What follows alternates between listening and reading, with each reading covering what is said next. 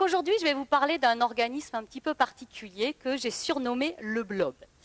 Alors tout d'abord, un petit peu sur moi, ma profession, je suis éthologue, donc spécialiste du comportement animal.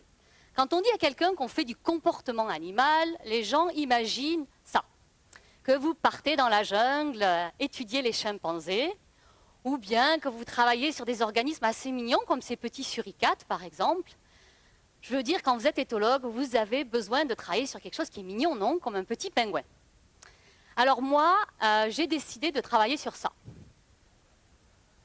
Magnifique, n'est-ce pas? Il est surnommé vomi de chien en anglais, on se demande pourquoi. C'est le blob. Alors le blob, il a une petite relation avec l'espace, parce qu'on est quand même à un festival d'astronomie, par un petit fait divers qui est arrivé dans les années 70. Dans les années 70, une dame qui s'appelle Marie trouve dans son jardin un blob. Alors, au départ, il a la taille d'un cookies. Elle ne le trouve pas très joli, un petit peu disgracieux. Elle raconte qu'il ressemble un petit peu à une omelette. Donc son premier réflexe, clairement, c'est de prendre un râteau et de l'éclater dans son jardin. Le lendemain, elle revient exactement au même endroit. Le blob est toujours là et il a doublé de taille. Il fait la taille d'une bonne assiette. Elle se dit, mais dis donc, il ne va pas me la faire celui-là. Part dans son garage, elle va chercher des insecticides, elle pulvérise. Alors elle raconte que quand même il ne fait pas le fier, il change de couleur un petit peu. Mais le lendemain, elle revient et il fait 1 mètre carré. Alors là, clairement, elle prend peur. Et elle appelle les pompiers. Les pompiers, ils viennent avec leur grosse lance à incendie, pulvérisent la chose, et le lendemain, elle fait 2 mètres carrés. Alors bon, petit rappel, on est au Texas. Prochaine solution, elle appelle la police, qui fait quoi? Qui tire sur le blob. Le blob atteindra gentiment 2,5 mètres carrés sans aucun problème. Donc là, clairement, Marie rentre dans une forme de dépression. Elle se dit, cette chose va ruiner mon jardin. Et pourtant, 1 semaine après, elle disparaît. Il n'en fallait pas plus dans les journaux, dans le Washington Post, pour conclure que Marie avait été visitée par un extraterrestre. Clairement, c'était la seule solution possible. Et cela a donné, bien sûr, de l'inspiration à certains réalisateurs. Et vous allez voir ici un extrait du premier film de Steve McQueen, qui est de loin son meilleur. Well, it's kind of like a mass that keeps getting bigger and bigger.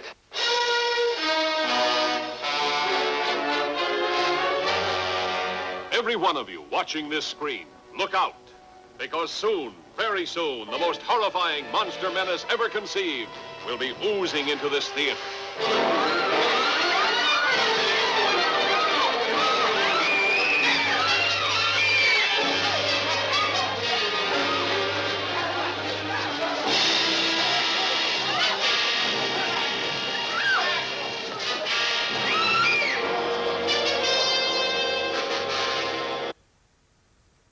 Je vous rassure tout de suite, ce n'est qu'un film. Le blob n'est pas un extraterrestre, il est bien de chez nous.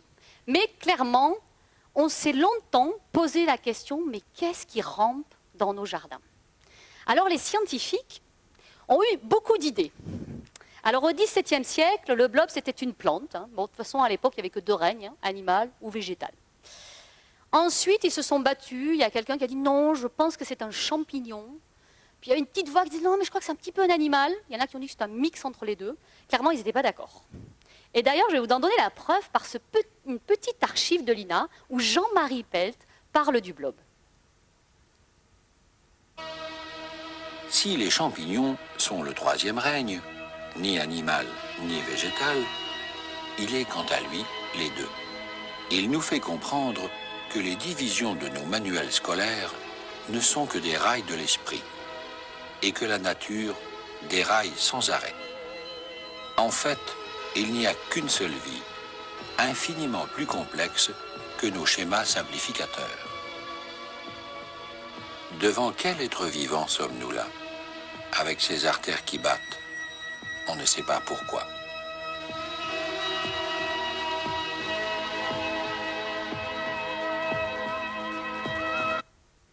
Alors c'est un extrait qui date de 1986, et donc clairement à cette époque-là, on ne savait toujours pas ce qu'était le blob.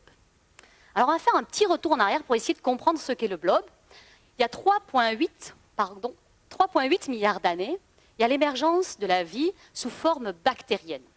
Et donc les bactéries, ce sont des toutes petites cellules où vous voyez à l'intérieur le matériel génétique qui n'est pas enfermé dans un noyau, c'est vraiment une cellule toute simple.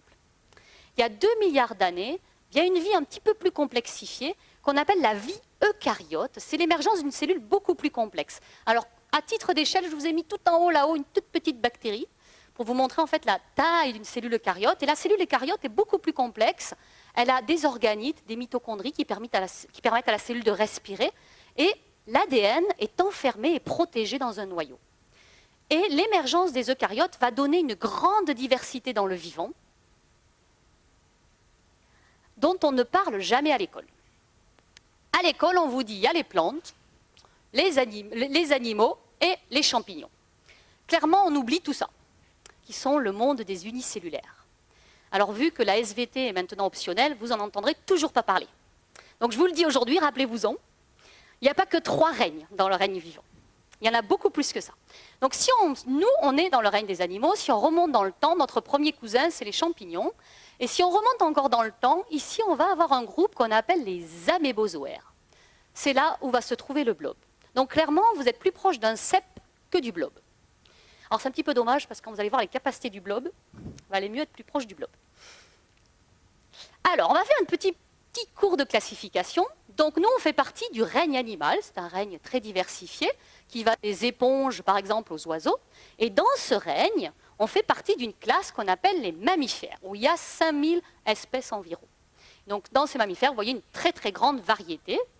Et dans cette classe des mammifères, on est classifié, on a un nom d'espèce qui est Homo sapiens. Voici un exemplaire d'Homo sapiens. Donc, on va faire maintenant la même chose pour le blob. Le blob, fait partie du règne donc des amébozoaires. Donc, il y en a un qui est un petit peu connu, c'est l'amibe. Vous savez, c'est quelque chose de attrapé souvent en voyage et c'est pas top la plupart du temps. Ici, c'est l'amibe sociale, qui est un grand modèle aussi en biologie animale. Et ici, vous avez donc le blob. Le blob, il fait partie d'une classe qu'on appelle les myxomycètes, qui veut dire en grec champignon gluant. Or, ce n'est pas un champignon.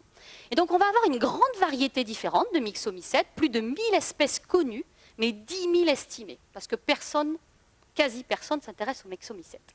Et vous allez voir que certains ressemblent à des fraises tagada, d'autres plus à des spaghettis, d'autres à des éponges. On a vraiment une grande variété, comme au sein, bien sûr, des mammifères.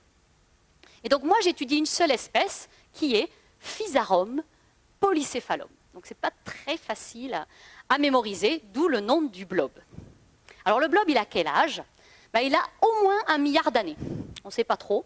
Ça, c'est les estimations. Alors, il faut savoir que les champignons, c'est 800, les champignons complexes, 800 millions d'années. Les premiers animaux, les éponges, c'est 550 millions d'années. Bon, dans une frise, il faut toujours mettre des dinosaures. Donc voilà, les dinosaures, 250 millions d'années. Et nous, on est des petits genoux. 6 millions d'années, on est un petit peu inconscients, comme on l'a vu hier soir. Alors, le blob, ça se trouve où? Vous allez le voir dans vos forêts. Ici, il y en a partout. En France, il faut qu'il ait un petit peu plu. Alors, il n'aime pas trop la lumière. Alors, il faut un peu fouiller dans les feuilles mortes. Si vous voulez le trouver, vous allez le trouver sur les écorces moisies des arbres. Mais des fois, vous pouvez le trouver aussi à des endroits un petit peu plus incongrus, comme dans des salles de bain, ici. Ça, c'est des photos que je reçois de particuliers. Ici, sur un tonneau de vin. Et ici, vous allez voir, c'est au Québec. Ce n'est pas de la mousse expansive. C'est un blob. Et vous voyez qu'il s'est développé juste à l'entrée, donc comme s'il knoquait à la porte. Alors, le cycle de vie du blob, ça commence par une toute petite spore. La voici. Alors, cette petite spore, elle va se retrouver dans un milieu humide et elle va germiner. Et de cette petite germination, vous allez voir sortir une petite amibe. Regardez, c'est un bébé blob, le voici, qui part. Et là, il va se transformer en cellule flagellée. Vous voyez les 2 flagelles? Et là, il va partir à la recherche du sexe opposé. Facile chez le blob, il y en a 720. Donc, il faudrait vraiment qu'il soit pas chanceux pour trouver qu'il tombe sur le même sexe que lui. Donc là, il va y avoir fusion et formation de 9, comme chez nous, jusque-là, tout va bien. Et donc, vous voyez, donc là, vous avez un blob qui est donc diploïde, et il va partir manger. Donc là, il mange des bactéries quand il est petit. Et puis, il va grandir, ce blob. Il va manger et grandir. Et au bout d'un moment, il va devenir visible à l'œil nu. Donc, vous le voyez ici, se déplacer sur un arbre. Vous allez voir l'apparition du réseau veineux, sur lequel on reviendra plus tard. Là, il explore un petit peu son environnement. Et puis, il va terminer son cycle par une sporulation. Donc, on ne peut pas vraiment en vouloir aux scientifiques qui le prenaient pour un champignon parce que ça ressemble beaucoup au mode de reproduction des champignons. Alors, un petit cours de biologie pour mieux comprendre ce qu'est le blob. Le blob est un organisme unicellulaire. Mais comment peut-il atteindre des tailles aussi grandes? Alors, tout simple. L'homme, c'est 100 000 milliards de cellules. Chaque cellule a 23 paires de chromosomes. Le blob, une seule cellule. 40 paires de chromosomes quand même. Alors, comment on part nous d'un œuf et après on fait 100 000 milliards de cellules? Bien, par ce qu'on appelle la division cellulaire ou mitose, toutes nos cellules, vous voyez, vont se diviser. Chez le blob, c'est un petit peu pareil, mais un petit peu un accident. En cours de route, au départ, vous avez bien une cellule, les noyaux se divisent, mais la cellule ne suit pas. Donc, vous avez une cellule qui va grossir, mais on n'aura toujours qu'une seule cellule. Les noyaux vont se multiplier à outrance. Toutes les 8 heures, tous les noyaux vont se diviser. Donc, on va avoir une croissance exponentielle et le blob va pouvoir atteindre des tailles records. Alors, ici, vous pouvez voir à l'intérieur, donc ça, c'est un marquage qu'on fait au laboratoire. Vous voyez ici, les petites boules que vous voyez, c'est les noyaux du blob qu'on a marqués. Et vous voyez qu'il y en a énormément à l'intérieur d'une cellule. Donc, normalement, une cellule, ça a un noyau, mais chez le blob, ça peut en avoir plusieurs milliards. Et quand ça en a plusieurs milliards, ça peut faire jusqu'à 10 mètres carrés. Donc voici ce que vous voyez ici, c'est une seule cellule. Donc c'est le blob le plus grand. Il a d'ailleurs été enregistré au Guinness des records. Donc il a été élevé en laboratoire. C'était un cadeau de départ à la retraite pour un professeur qui travaillait sur le blob. Et donc ils lui ont offert un grand blob et ils se sont dit, quitte à élever le blob, on va appeler le Guinness des records pour l'enregistrer. Alors on ne sait pas ce qu'il a fait avec le blob. Après, l'histoire ne raconte pas. Alors le blob, pourquoi il est fascinant pour quelqu'un qui fait du comportement animal, vu que ce n'est même pas un animal, et puis ça n'a pas l'air très intéressant comme ça. En réalité, c'est intéressant parce que c'est un organisme qui bouge. Regardez-le bouger sur ce tronc d'arbre. Alors, je vous rassure, c'est accéléré. Le blob fait des pointes de 4 cm à l'heure maximum et quand il est très, très, très affamé. Donc, vous le voyez ici, progresser. Alors, vous allez me dire, mais comment il fait cet organisme pour bouger? Il n'a pas de membres, il n'a pas de jambes, etc. Comment ça marche? Alors, si vous regardez de près cet organisme, je ne sais pas si vous avez vu, mais il y a un réseau veineux. Regardons un petit peu de plus près. Vous voyez ici, il est animé d'un réseau, un petit peu comme notre réseau vasculaire. Si on zoome encore un petit peu plus sur ces veines, vous voyez qu'à l'intérieur, il y a un liquide qui coule. Alors, c'est un petit peu comme le sang du blob. C'est ce qu'on appelle le cytoplasme, c'est le liquide intracellulaire. Et vous allez voir qu'il circule, mais si vous regardez bien, il ne circule pas toujours dans le même sens. Ça alterne. Alors, il ne vaudrait mieux pas qu'à nous, ça nous arrive. Mais chez le blob, ça marche bien, vous voyez, hop, ça alterne comme ça. Toutes les minutes 30, toute la circulation s'inverse. Alors, pourquoi, me direz-vous? Vous allez comprendre, si on zoome un petit peu, vous voyez ici la contraction de ces veines. Alors, il faut voir que le blob, il a des fibres musculaires comme nous, de l'actine et de la myosine, qui vont contracter ces veines. En contractant ces veines, il pousse le liquide à la même manière que si vous aviez un tube de dentifrice que vous poussez. Quand vous poussez sur un tube de dentifrice, la pâte sort. Mais c'est la même chose, le blob, ce qu'il fait, c'est qu'il pousse, il contracte ses veines, il pousse le liquide. Et il utilise ce système comme un système locomoteur. Vous allez voir ici, vous allez avoir la contraction, vous voyez à l'intérieur tous les petits organites de la cellule qui bougent, donc il contracte, et en contractant, il pousse le liquide, il pousse sa membrane. Donc c'est comme un système de marée. Le blob, il pousse le liquide, et puis il le rétracte un petit peu. Et puis il pousse à nouveau, mais il pousse toujours plus fort que ce qu'il rétracte, et comme ça, petit à petit, il avance. Exactement comme la marée.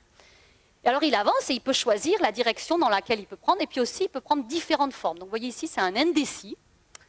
Je pense aller au nord, je pense aller au sud, il ne sait pas trop.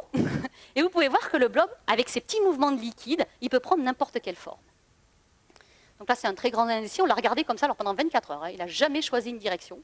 Il n'y a pas de cerveau derrière, donc ils n'étaient pas d'accord à l'intérieur. Et donc si on regarde un petit peu, maintenant on sort du microscope et on regarde le blob dans son entier, vous allez voir ici ces petits systèmes de marée. Vous voyez, ça pousse et ça fait ce qu'on appelle des pseudopodes. Et vous pouvez voir même les contractions des veines à l'œil nu. Donc ces veines, elles peuvent faire jusqu'à 1 mm de large, donc elles sont largement visibles. Et si vous les percez avec un petit scalpel, vous allez voir que la pression est assez grande à l'intérieur des veines. Et donc si on regarde ensuite le blob dans son entier, et que vous le filmez dans la nature, vous allez voir qu'il est animé comme ça, de mouvements. Alors bon, il faut rester des heures pour voir ce genre de choses. Il faut filmer très longtemps. Mais on a l'impression que le blob respire. Mais en réalité, ce que vous voyez, c'est des mouvements de liquide à l'intérieur, des poussées de liquide qui pousse sur la membrane pour à la fois se déplacer et croître. C'est assez hypnotisant.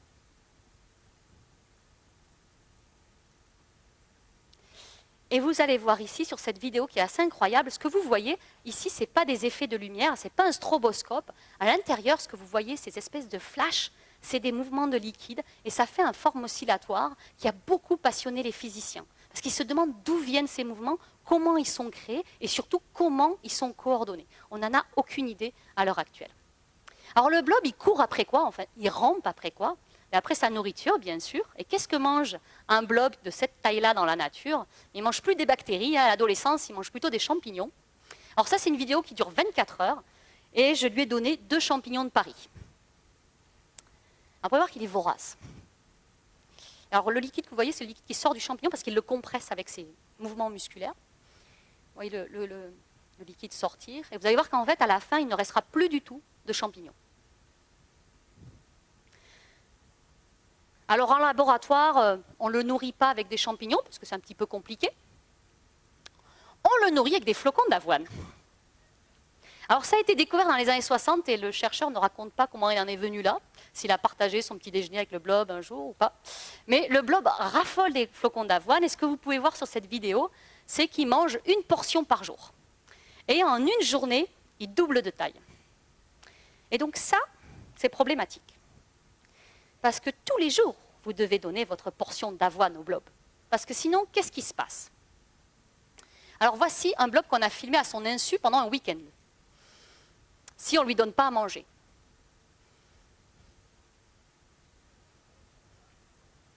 Voilà, c'est catastrophique parce qu'il faut nettoyer après. Alors il part, lui, au bout d'un moment, si vous ne lui donnez pas à manger, il va la chercher par lui-même. Vous allez voir, il va monter sur le mur derrière. Une fois, on l'a retrouvé au plafond comme ça. Donc c'est un petit peu compliqué, ça veut dire que tous les week-ends, on fait un roulement au labo et on va nourrir les blobs pour éviter ce genre de phénomène. Alors heureusement, on peut quand même partir en vacances, je vous rassure, parce qu'on peut endormir le blob. Ça c'est assez chouette, vous voulez partir en vacances, vous mettez votre blob sur un petit bout de papier comme ça, et vous le laissez, vous ne lui donnez pas à manger, le pauvre. Donc il va explorer, parce que lui il adore explorer quand c'est un nouvel environnement, hop, vite il va se déplacer, et là le papier il va sécher. Et là, il va y avoir un petit stress. Vous voyez le petit stress? Le blob, il n'est pas super top, là. Donc, il cherche absolument le peu d'humidité. Et puis, au bout d'un moment, comme il n'y en a plus, pof, il s'enquiste. Et il rentre en dormance. Alors ça, c'est super, parce que là, vous avez juste un blob sur un petit bout de papier. Je pourrais vous en montrer, j'en ai amené. Et vous pouvez le garder des années, comme ça. Vous mettez dans une poche, un livre, un tiroir.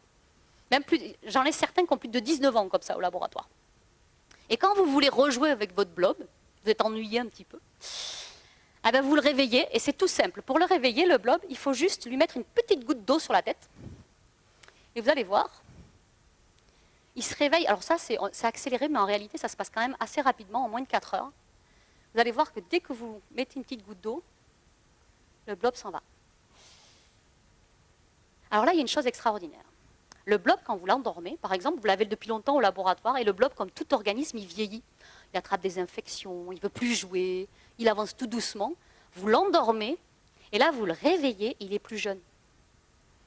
Donc en fait, c'est comme un ordinateur, vous savez, quand vous l'avez trop joué avec, vous faites un reset, et après, ça va mieux. Mais le blob, c'est pareil. À chaque fois qu'on le réveille, il rajeunit. Donc les blobs qu'on a au laboratoire, il faut savoir qu'ils ont plus de 70 ans. Et ils se portent vraiment comme des chats. Donc comme je disais aux enfants, c'est comme si vous mettez papy sous la douche et qu'il rajeunissait. Alors incroyable aussi, chez le blob, c'est les maths. Chez le blob, 1 égale 1 plus 1 égale 1. Alors ça, c'est les maths du blob. Alors pourquoi? Parce que si vous prenez un blob, voilà, c'est un blob de 20 cm², vous le coupez en morceaux, prenez des tout petits morceaux comme ça de blob, puis vous les mettez, hop, ils sont autonomes complets. Ils mènent leur petite vie. Le blob cicatrise en moins de 2 minutes, il n'y a aucun souci. Et si maintenant vous mettez 2 morceaux côte à côte, vous allez voir qu'ils vont automatiquement fusionner. Vous allez voir les réseaux de veines se rencontrer et ils vont fusionner. Donc voilà, ça c'est incroyable. Alors là, ça vous paraît incroyable, toutes ces caractéristiques, mais ça ne s'arrête pas là. Ce qui est incroyable chez le blob, c'est son comportement. Et je vais vous montrer par des petites expériences qui n'ont pas été réalisées par moi au départ, par Toshiaki Nakagaki, mon collègue japonais, qui a démontré que le blob était capable de résoudre des problèmes. Alors le premier problème qui est assez célèbre, c'est le problème du labyrinthe. Alors Toshi a eu, alors il a publié quand même cette découverte dans la revue Nature, qui est une des meilleures revues scientifiques, et pourtant il a eu le prix Ig Nobel. Pas Nobel, Ig Nobel. Alors le prix Ig Nobel est donné à des scientifiques qui font de la recherche sérieuse, mais qui fait quand même drôlement rigoler. Et donc c'est le cas de cette recherche. Donc voici ce qu'a fait Toshi. Il a construit un petit labyrinthe, tout petit, et là il met avec les lettres l'entrée et la sortie du labyrinthe. En rouge, il va tracer le chemin le plus court dans ce labyrinthe. Il va aller chercher son blob, toujours à l'obscurité. Le blob déteste la lumière. Vous voyez, donc là, il va chercher son petit blob et il va le couper en tout petits morceaux. Il va le mettre dans le labyrinthe. Vous voyez, c'est très méticuleux. Et ces petits bouts de blob vont s'étendre, bien sûr, dans le labyrinthe et fusionner pour former un seul et unique blob. Jusque-là, tout va bien. Vous avez un labyrinthe rempli de blobs. Et là, ce que va faire Toshi, c'est de mettre un flocon d'avoine à l'entrée, un flocon d'avoine à la sortie. Alors, on utilise tous la même marque, je reviendrai là-dessus. Vous voyez ici le blob qui trouve le flocon. Alors, vous voyez la vague d'informations, vous voyez les oscillations qui se propagent. Et très vite, ce que va faire le blob, c'est retirer tous les pseudopodes, les veines, etc., qui sont dans des cul-de-sac. Et il va garder une seule veine qui va relier les deux flocons d'avoine. Et cette veine va prendre le chemin le plus court dans le labyrinthe. Donc ça, c'était une recherche assez incroyable, mais elle avait fait beaucoup rigoler. Alors, il faut savoir que Toshi est la seule personne à avoir eu 2 fois le prix Nobel. Et la deuxième fois, c'était pour aussi une recherche faite sur le blob, et c'était sur les réseaux, publiée dans Science. Donc, vous voyez ici, le blob est sur Tokyo. Alors, je ne sais pas si vous êtes familier avec la géographie japonaise, mais tous les petits points blancs que vous voyez, c'est des flocons d'avoine qui représentent les villes autour de Tokyo. Et donc, le blob s'en va, il explore et il connecte tous les flocons d'avoine. Lui, tout ce qu'il veut, c'est manger. Et là où il n'y a pas de flocons, il retire les veines. Et ça va former un réseau. Et ce qu'a fait Toshi, c'est de comparer ce réseau au réseau ferroviaire japonais. Et dire que le blob, il était bien plus intelligent que l'homme à fabriquer des réseaux. En réalité, son réseau, il est moins coûteux et il est plus efficace. Alors nous, on a voulu faire pareil. Donc on a mis le blob sur Paris. Et vous allez voir une chose incroyable, c'est que le blob, il nous dit qu'on n'a pas besoin de passer par Bordeaux pour aller à Paris quand on vient de Toulouse. Vous voyez? Donc c'est assez incroyable. Je pense qu'on devrait des fois un peu plus s'inspirer du blob.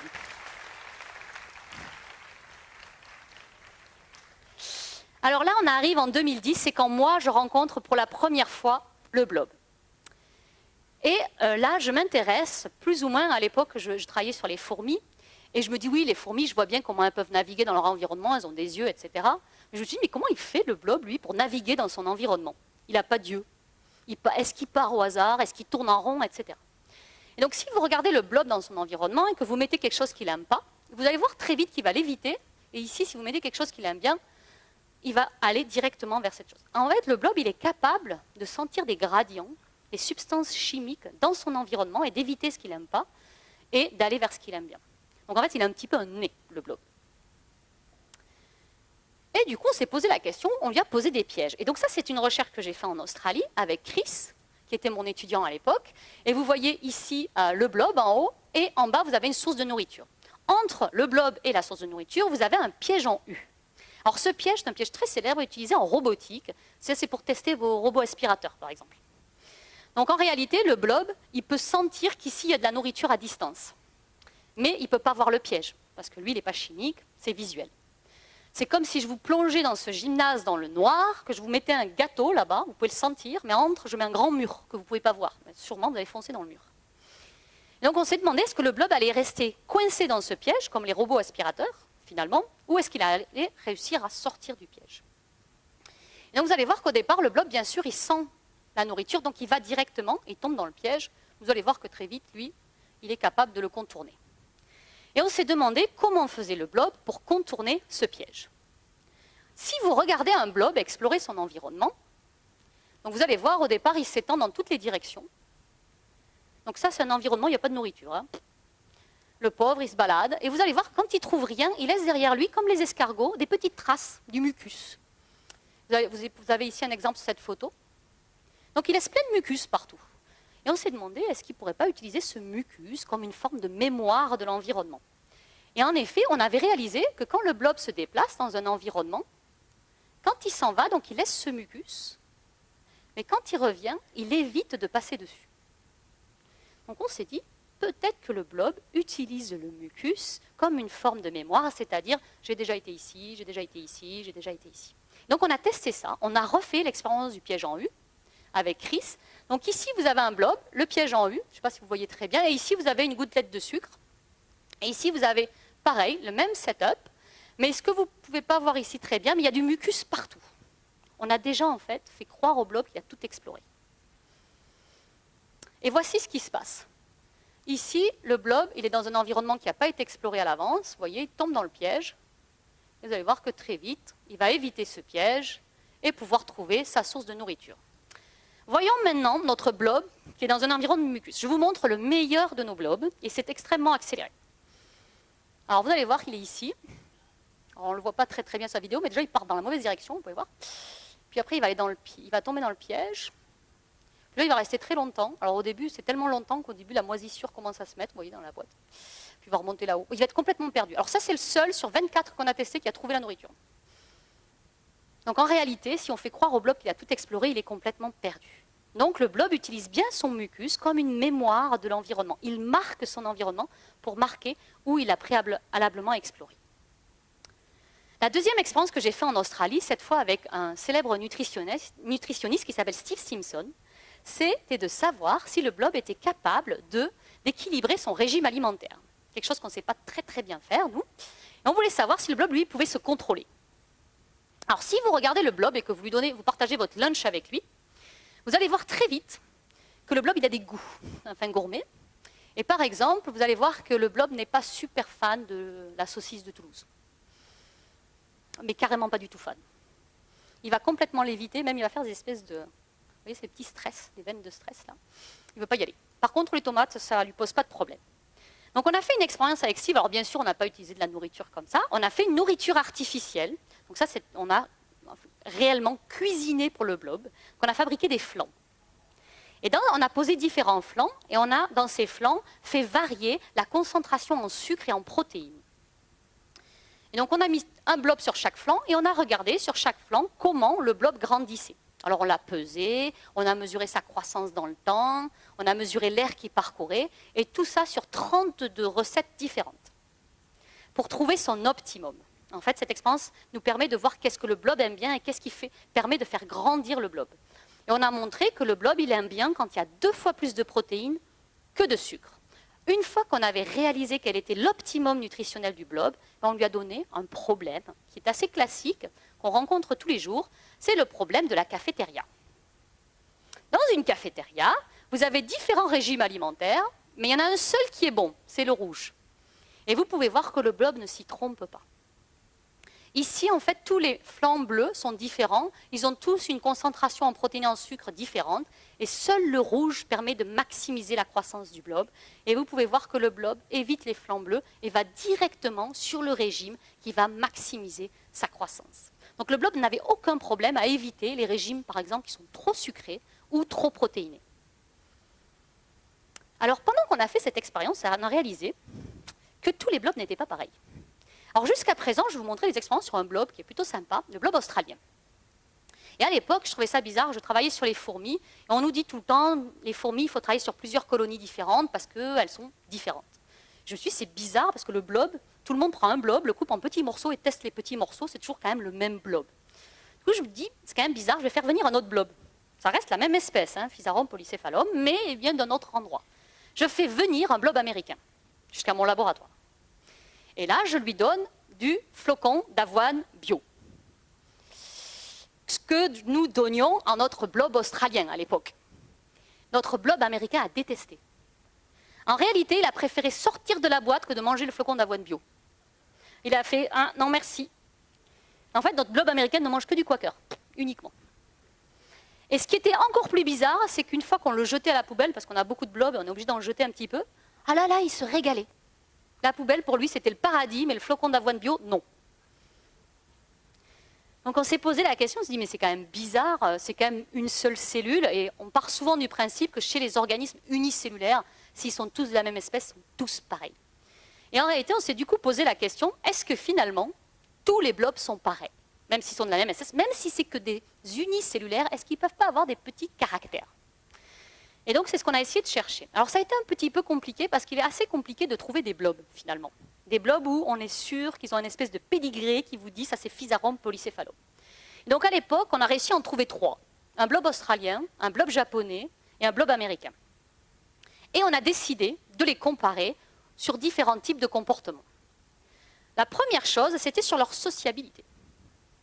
Donc on a pris un blob, ici, qui devait faire le choix entre un petit copain ou un endroit où il n'y avait rien du tout. Et ce qu'on a découvert, c'est que si ce blob-là était un blob australien, il allait tout le temps vers son petit copain, quel qu'il soit, le vrai bisounours du groupe. Le blob japonais, le blob américain, non pas trop.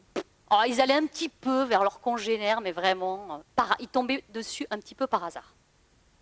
Donc on s'est dit, c'est peut-être celui-là qui a un problème. Donc on a regardé un petit peu le point de vue de celui-là. Et là, on a découvert qu'en réalité, c'était un petit peu le problème. Le blob australien, quand c'est lui le petit copain, il est très attractif pour les autres. Alors le blob américain n'est pas du tout attractif. Même le blob australien qui est très bisounours, quand il devait choisir un petit copain américain, ce n'était pas son préféré. Donc il y avait vraiment une différence de sociabilité. Et on s'est demandé, mais d'où vient cette différence? Et surtout, comment un blob arrive à savoir qu'il a un petit copain de l'autre côté? Ben, c'est tout simple. Le blob, quand il mange, comme nous, il mange, ça rentre, puis au bout d'un moment, ça sort. Et le blob, quand ça sort, souvent, il y a beaucoup de calcium. On a découvert que le blob excrétait énormément de calcium quand il mangeait. Et on s'est aperçu que le blob australien, il n'était pas avare. Il sécrétait énormément de calcium dans son environnement. Et non seulement il en sécrète beaucoup, mais il est bien meilleur à le détecter dans son environnement. Donc sa sociabilité venait de plus du fait qu'il excrétait beaucoup et qu'il savait très bien sentir ses excréments, finalement. Donc c'est une sociabilité, mais bizarre. Alors ensuite, pour vérifier notre hypothèse, on a bloqué le calcium. Donc ce que vous faites, vous prenez un blob, puis vous mettez un petit produit chimique qui s'appelle l'EDTA, qui est un chélateur du calcium. En fait, ça bloque le calcium, ça l'emprisonne. Et là, le blob était tout triste parce qu'il était incapable de trouver son petit copain. Donc on avait bien montré que c'était le calcium qui était à l'origine de cette attraction. Du coup, ensuite, on lui a posé un dilemme au blob australien et même aux autres, même s'ils n'aiment pas beaucoup les autres blobs. Est-ce que tu préfères aller voir un petit copain ou manger? Et bien, bizarrement, l'Australien, il préfère toujours aller voir un petit copain. Alors l'Américain, par contre, alors lui, il n'y avait pas photo. 95% de nos blobs ont choisi nourriture. Le Japonais, lui, est un petit peu indécis. Des fois, c'était petit copain, des fois, c'était la nourriture. Alors après, on leur a posé un autre problème, c'est OK. Maintenant, tu es avec un pote, mais tu n'as qu'une nourriture. C'est comme si vous aviez 2 enfants, vous avez un Twix. Qu'est-ce qui se passe? C'est quoi la stratégie? Là, ça va dépendre du blob. Le blob américain, il y en a un qui fonce et qui monopolise tout et qui ne partage pas. Vous voyez, l'autre, là, il ne trouve rien. L'Australien, c'est d'abord, je vais d'abord voir mon petit pote et après, j'irai manger avec lui. Et le Japonais, c'est OK, on fusionne, on partage, mais une fois arrivé à la nourriture. Pas exagéré non plus. Donc, on avait vraiment 3 comportements complètement différents. On avait juste 3 blobs, imaginez si on en avait plus. Donc maintenant, à l'heure actuelle, on en a beaucoup plus, on les collectionne comme les Pokémon. On en a beaucoup, beaucoup. Donc, et on a trouvé des encore pires que l'américain. Alors ensuite, on a regardé d'autres comportements. Il y a un comportement qui nous a assez fascinés, c'est entre le japonais et l'australien. Alors regardez cette vidéo. Vous allez voir l'australien et le japonais. Alors le japonais, il y a quelque chose qui frappe directement, il est extrêmement rapide. Vous voyez, hop, il a touché le bord de la boîte, lui, il a à peine commencé. Là. On s'est aperçu que finalement, l'australien, c'est un mou. Il se déplace extrêmement lentement. Alors lui, au bout d'un moment, il va s'ennuyer, il va faire le tour de la boîte. Or que lui, il n'a toujours pas touché le bord. Là. Voilà. Lui s'ennuie, il tourne. Alors les blobs, si vous faites rien, au bout d'un moment, ils s'ennuient, ils tournent autour, comme ça. Ça peut durer des jours, comme ça. Et l'Australien, vous voyez, du coup, on s'est dit, on va utiliser un petit peu cette différence de vitesse et on a essayé de comprendre pourquoi l'Australien était aussi lent. Est-ce que c'était génétique? En réalité, pas vraiment. Le problème de l'Australien, comme je vous ai dit, c'est qu'il sécrète du calcium. Beaucoup. Et en fait, l'Australien, le problème, c'est qu'il s'aime bien. Comme ça. Donc en fait, il sécrète, il dit « Ah, je suis bien là, je suis bien, je suis bien ». Et du coup, il se déplace extrêmement lentement et il a tendance à rester beaucoup dans la zone où il sécrète du calcium. Du coup, on avait une vitesse intrinsèque, non génétique, et du coup, on a décidé d'utiliser ces différences de vitesse pour tester quelque chose qu'en psychologie est assez commun, c'est quand vous devez prendre une décision, vous savez, il y a un compromis à faire entre vitesse et précision. Par exemple, si je vous mets 2 poulets, que je demande de choisir quel est le plus gros poulet, si vous décidez très vite, vous avez de fortes chances de vous tromper, alors que si vous commencez à comparer les poulets, à regarder de différents angles, peut-être vous prendrez une meilleure décision, et peut-être quelqu'un aura volé les poulets entre-temps. Du coup, on s'est posé la question, qu'est-ce qui se passe quand on pose ce genre de problème à ces 2 blobs? Donc, on avait 3 tâches. Une tâche qu'on juge difficile, le blob devait choisir entre 2 sources de nourriture qui étaient un peu proches, il y en avait une qui était un peu meilleure. Une tâche moyenne, une source de nourriture était bien plus riche que l'autre. Une tâche très facile, il y avait une montagne d'avoine contre un tout petit. Et on s'est demandé comment réagissaient nos 2 blobs japonais et australiens. Donc voici ce qui se passe. Alors ici, vous avez la source de nourriture qui est la plus pauvre, et ici, la source de nourriture qui est la plus riche. Voici ce qui se passe. Vous allez voir. Le japonais, il va très vite. Pof. Lui, il ne prend pas le temps de réfléchir. Et là, vous voyez, il choisit la mauvaise option. L'Australien, il a pris le temps. Alors, je ne sais pas si vous avez vu, je vous le remets. Mais l'Australien, il a pris le temps de choisir. Vous allez voir qu'il va rester en fait, dans la zone ici un petit peu. Il est un petit peu indécis. Et vous allez voir qu'au bout d'un moment, hop, il va choisir la bonne option. En réalité, ces nourritures, elles diffusent dans l'environnement. Et le japonais, il ne prend pas le temps d'attendre. Et du coup, il part sans avoir l'information. Alors que l'Australien, en restant sur place très longtemps, il a le temps que la diffusion se fasse. Et quand il prend sa décision, c'est une décision éclairée. Du coup, on s'est dit, on va les confronter. Finalement, quelle est la meilleure stratégie? Aller vite et finalement manger quand même, ou prendre le temps et prendre le risque de se faire voler la nourriture? Du coup, on les a confrontés. On a mis un blob australien avec un blob japonais dans une tâche facile. Rien, ça ne peut pas être plus facile, hein, rien versus nourriture. Alors dans ce cas-là, à votre avis, qui c'est qui gagne? Le japonais, tout à fait. Parce que le japonais, même s'il se trompe, il est tellement rapide qu'il va faire « hop, je me suis trompé », il repart là-bas, l'Australien arrive, c'est trop tard. Alors du coup, on a testé dans une autre situation, cette fois dans une situation un peu plus difficile, où on a une nourriture qui est un peu pauvre et une nourriture qui est un peu meilleure. À votre avis, qui c'est qui gagne là? Exactement, c'est l'Australien, parce que le Japonais, il va souvent se tromper. Du coup, il va arriver et dire « Oh, j'ai quand même trouvé de la nourriture, j'ai quand même trouvé un petit poulet, je commence quand même à le manger. » Alors que pendant ce temps, l'Australien va avoir pris sa décision et monopoliser la meilleure source de nourriture. Donc tout va dépendre du niveau de compétition que vous aurez dans l'environnement. Avoir une stratégie de Japonais, ça peut être bien dans certains environnements. Par contre, avoir une stratégie d'Australien, ça peut être meilleur dans une autre situation. Alors vous allez me dire « Ah, mais pourquoi vous n'avez pas utilisé l'américain quand même ?» On l'a fait. Le problème de l'américain, c'est qu'il mange le japonais. C'est la revanche de Pearl Harbor. Et donc à chaque fois, on avait une espèce de japonais qui ressemblait plus à rien. En fait, des fois, chez les blobs, il arrive qu'il y a une erreur de fusion. Normalement, ils fusionnent qu'avec ceux qui sont génétiquement identiques. Des fois, il y a des problèmes de reconnaissance du soi. Et l'américain, il fusionne avec le japonais, et là, il se dit « Oh, mais c'est pas moi !» Et il détruit tout. Donc voilà, l'expérience s'est arrêtée très vite avec l'américain. Mais venons-en à nos dernières découvertes, qui sont sur l'apprentissage chez le blob. C'est toutes nos dernières recherches. On a montré pour la première fois qu'un être dépourvu de tout système nerveux pouvait apprendre. Vous savez que normalement, pour faire un apprentissage et avoir de la mémoire, il faut normalement des neurones, à la rigueur, au moins 2-3 neurones. Alors on est parti sur un paradigme hyper simple, c'est l'habituation. Alors c'est la forme d'apprentissage la plus simple. C'est apprendre à aimer quelque chose que vous n'aimez pas. C'est comme avec les endives et les choux de Bruxelles pour les enfants. Un exemple, vous rentrez dans une pièce et ça sent le moisi. Vous allez faire « Oh, ça sent pas bon !» Mais vous devez travailler dans cette pièce. Vous n'avez pas le choix.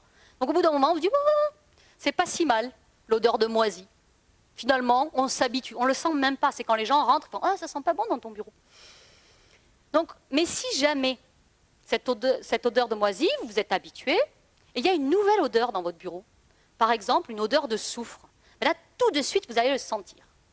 c'est ce qu'on appelle la spécificité. Quand vous vous habituez à une odeur, que vous apprenez à ignorer une odeur, c'est spécifique. Vous n'apprenez pas à ignorer toutes les mauvaises odeurs, c'est quand même mieux, au moins comme ça, s'il y a un danger. Donc maintenant, imaginez, vous sortez de votre bureau, vous allez prendre un café, vous allez danser. Prenez un petit repos. Et après, vous revenez dans cette pièce qui sentait le moisi et que vous aviez appris à ignorer. Ben, tout d'un coup, vous avez tout oublié. Ah oui, ça sent le moisi ici. Parce que vous vous êtes déshabitué, c'est ce qu'on appelle la récupération. Donc bien sûr, vous n'êtes pas habitué aux mauvaises odeurs à vie, on le saurait. Donc on a voulu tester ça sur le blob. Et il y a un autre critère d'ailleurs sur l'habituation, avant d'oublier, avant de venir au blob, c'est l'intensité. Plus l'odeur est mauvaise, plus dure sera l'habituation.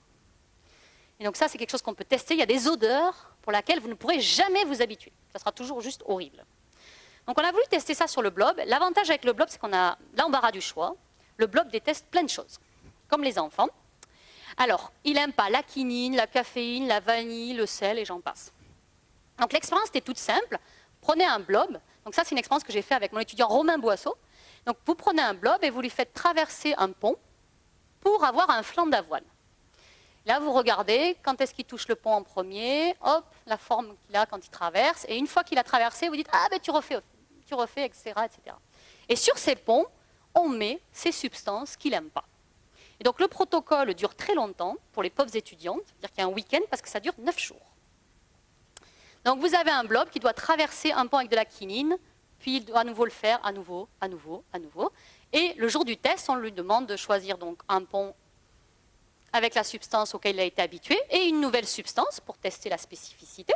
Ensuite, on le laisse se reposer et on le teste à nouveau, au 9e jour.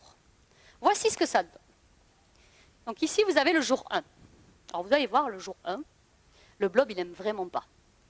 Alors il essaye à tout prix de passer par les bords pour essayer d'éviter. Alors c'est tout sec ici, il n'aime pas du tout. Et vous pouvez voir qu'avec les jours, regardez comme il s'habitue. Le blob apprend à ignorer dans cette expérience la quinine.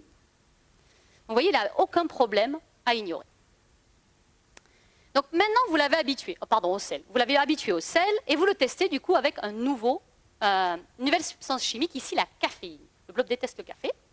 Et voici ce qui se passe. Quand vous êtes habitué au sel, vous traversez très rapidement. Le blob traverse rapidement. La caféine, non. Donc il est habitué spécifiquement au sel.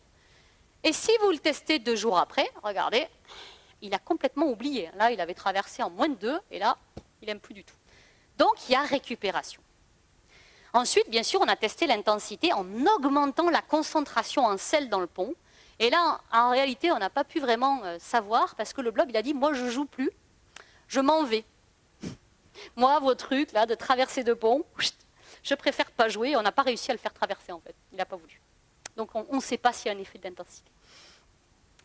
Ensuite, on a démontré qu'une fois que vous avez appris à votre blob, alors vous lui avez appris à aimer le sel, ou à aimer la quinine, ou à aimer la caféine, quoi que ce soit, vous le prenez une fois qu'il a appris et vous le faites sécher. Et vous le réveillez 1 an après. Et bien là, vous pouvez voir que le blob se rappelle tout à fait. Si vous l'avez fait sécher juste après l'habituation, le blob n'aura pas de problème de garder ça en mémoire pendant plus d'1 année. Ce qui est assez incroyable, parce que c'est la première fois qu'on mettait en évidence la mémoire à long terme. Et ça, c'est mon étudiant, donc Aurel Boussard, qui a découvert ça. Alors, une fois qu'on a démontré que le blob pouvait apprendre, après on s'est senti un petit peu des ailes, on s'est dit, est-ce qu'il peut apprendre à d'autres blobs? Parce qu'on s'est dit, nous, on apprend des choses et on peut aussi les apprendre aux autres. Donc, on s'est posé la question, est-ce que finalement, un blob, il ne pourrait pas apprendre à ses congénères, puisqu'ils peuvent fusionner?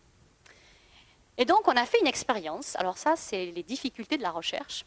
Il a fallu entraîner 4000 blobs pour faire cette expérience. C'est ça, la difficulté, il faut prendre conscience que des fois, la recherche, c'est quand même des longs week-ends, parce que ça prend 9 jours, cette expérience. Imaginez 9 jours multiplié par 4000 blobs, ça fait beaucoup. On en fait en parallèle, mais quand même, on ne peut pas en faire 4000 en parallèle. Donc, on a entraîné 4000 blobs. Une fois qu'on avait nos blobs entraînés, ce qu'on a fait, c'est qu'on a pris des blobs qui étaient habitués au sel et des blobs qui étaient naïfs. Eux, ils n'avaient jamais vu le sel de leur vie, ils n'avaient rien appris du tout. Et on les a fait fusionner. Donc ici, vous voyez, on les met juste en contact. Et vous allez voir que pendant le contact, qu'est-ce que font les blobs? Ils connectent leur réseau veineux. Vous voyez la veine ici qui se forme? Et donc on a coupé. Soit on a séparé les blobs à 1 heure, quand les réseaux n'étaient pas connectés, soit à 3 heures, une fois que les réseaux étaient connectés. on les a séparés et on les a testés, chacun avec un petit pont de sel. Donc ça, c'est une expérience que j'ai faite avec mon doctorant David. Et voici les résultats. Donc ici, c'est un blob donc habitué qui a fusionné avec un blob naïf pendant juste 1 heure. Voici ce qui se passe. Ben, le blob habitué, lui, il sait. Donc lui, il court. Oh, le sel, je connais. Hop. Lui, clairement, il ne s'est rien passé parce qu'il n'aime vraiment pas le sel. Maintenant, regardons ce qui se passe quand on les laisse fusionner, communiquer finalement pendant 3 heures. Voilà ce qui se passe.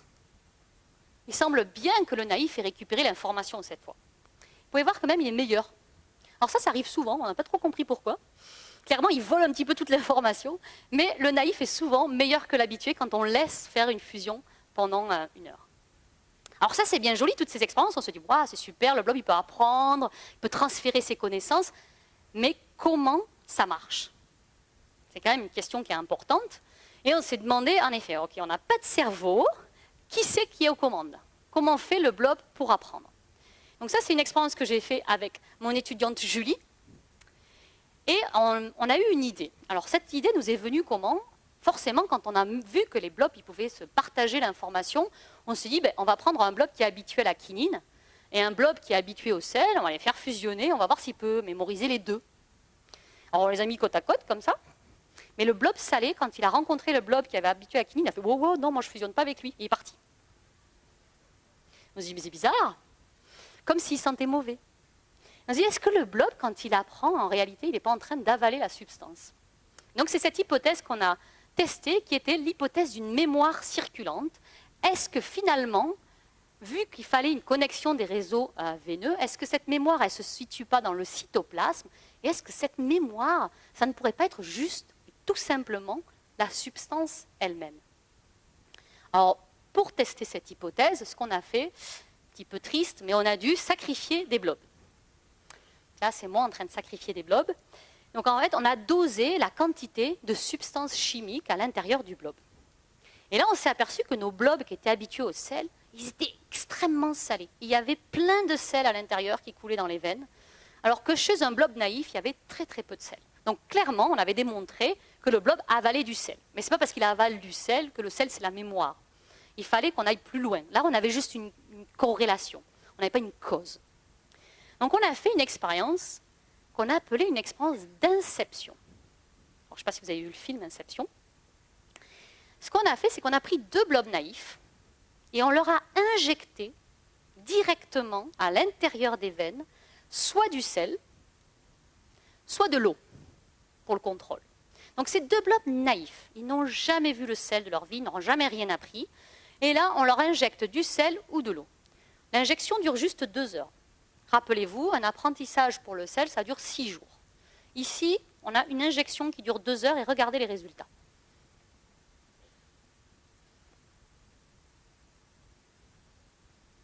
La substance elle-même permettait au blob de traverser le pont sans aucune encombre.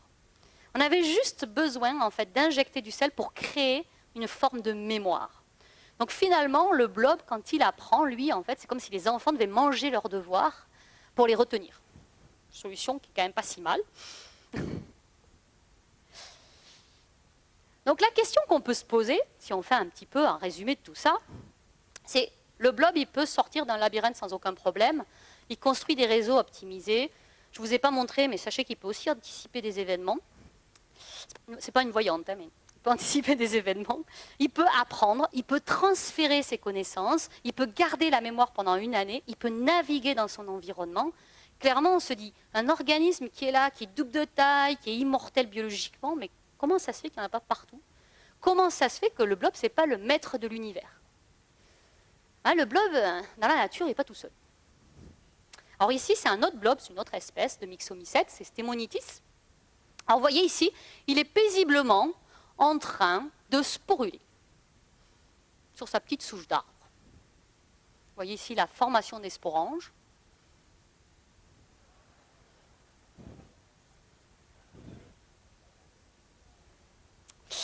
Le blob, il fait partie d'un écosystème.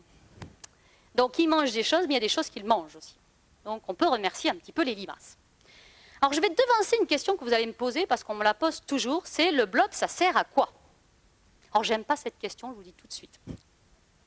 Le blob, ça sert à quoi? Alors, la plupart du temps, moi, je réponds « Ah, mais vous savez, il fait partie d'un écosystème, c'est hyper important. Le blob, il mange des bactéries, il mange des champignons, il relargue des éléments qui sont capturés par les plantes, il est essentiel, vous le supprimez, la chaîne alimentaire, elle ne marche plus. » Ok? Les gens me disent « Ouais, mais ça sert à quoi ?»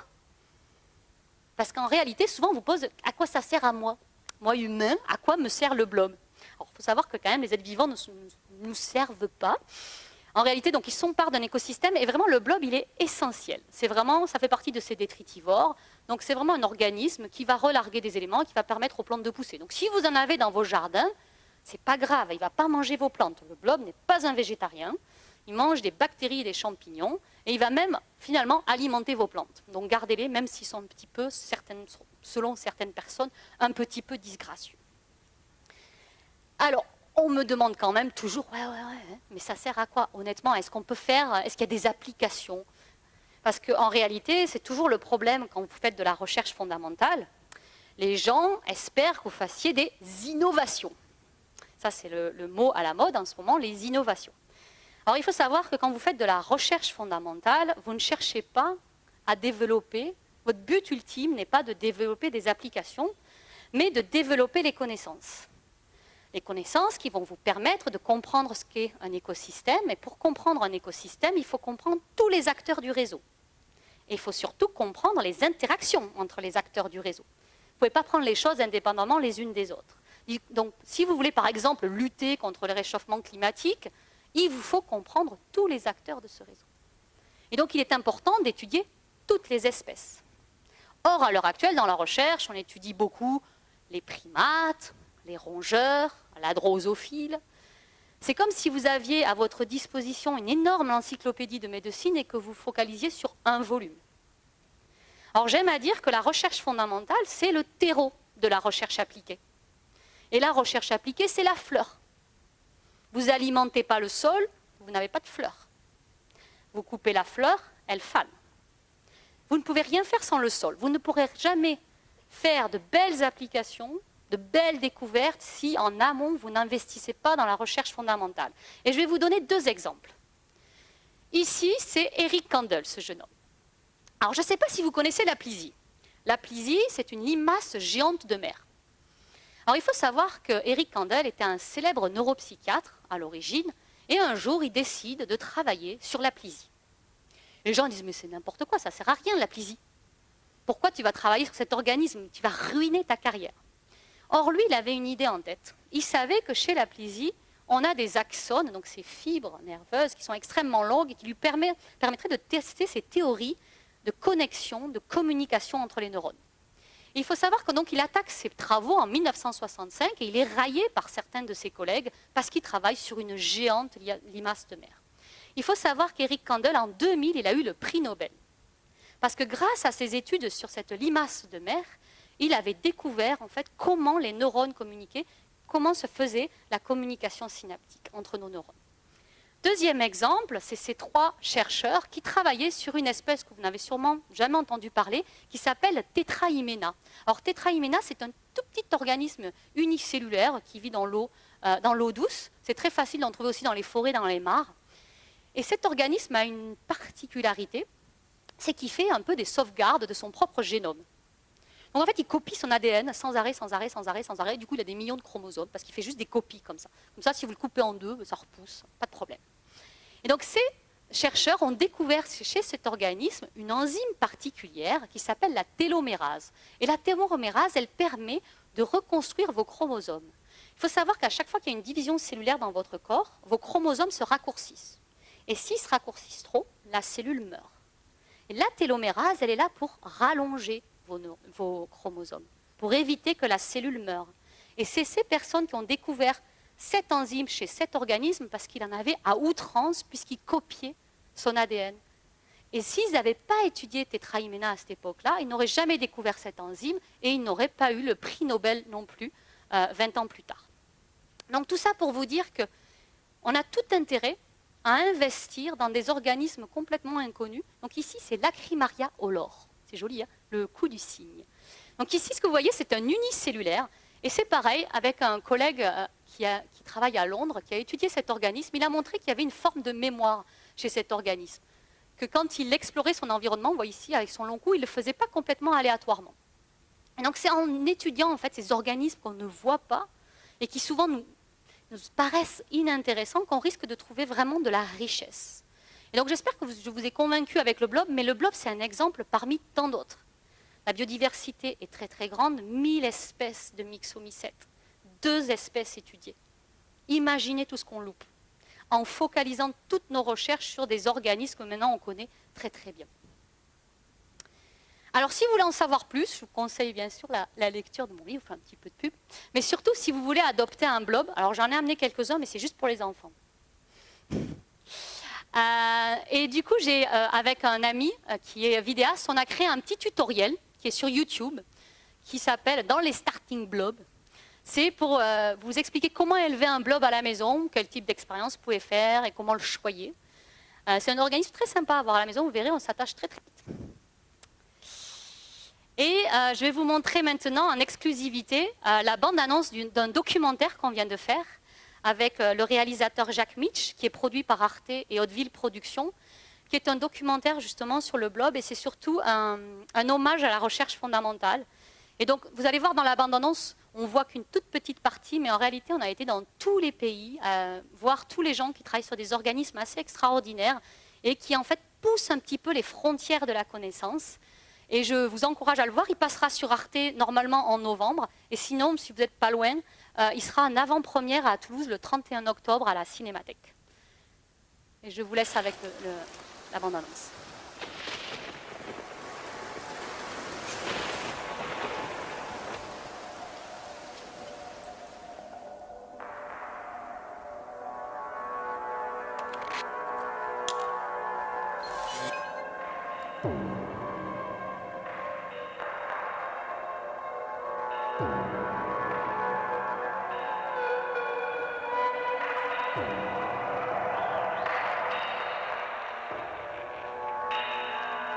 It has a single cell.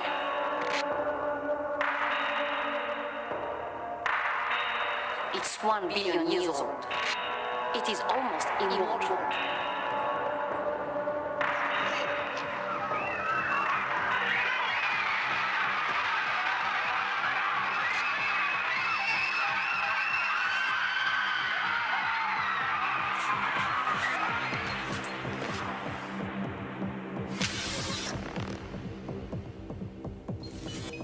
Its real name is Physarum polycephalum. It has no mouth, no stomach, no eyes, no ears, but it can smell, it can sense, it can reproduce, and it can digest. It can find its way out of a maze. It is smart, but it doesn't have a brain.